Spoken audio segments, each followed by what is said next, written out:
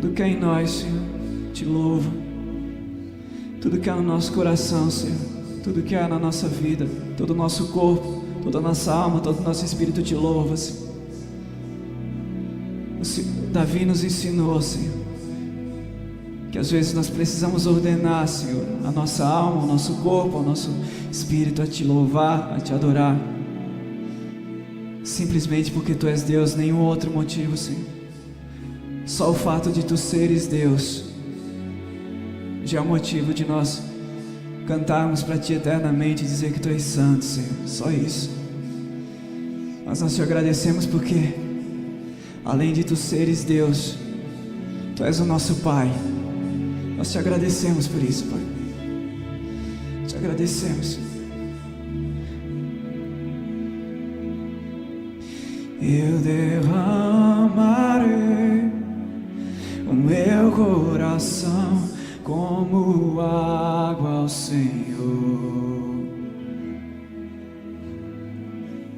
e então queimarei de tanta paixão que nada vai resistir dentro de mim,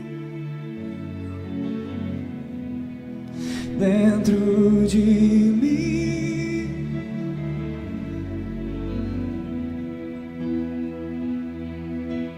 Tudo que há em mim louve, ó minha alma louve, fôlego se renda ao Senhor. Tudo que há em mim louve, ó minha alma louve, fôlego se renda ao Senhor. Eu derramarei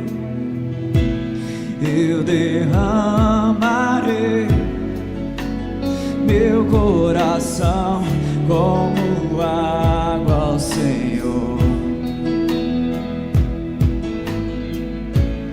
e então queimarei de tanta paixão que nada vai resistir dentro de mim.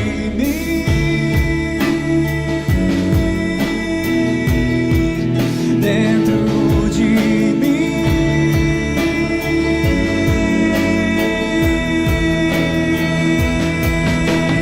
tudo que me louve, ó minha alma louve,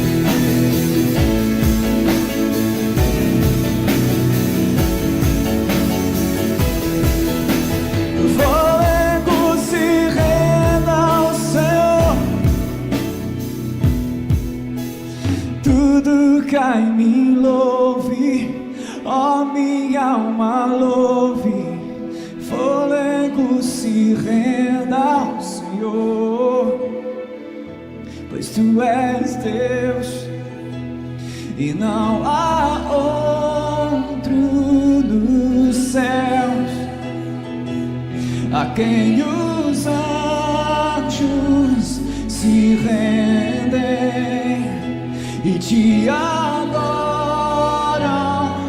em glória, cantando santo, santo, santo, pois tu és Deus e não há outro nos céus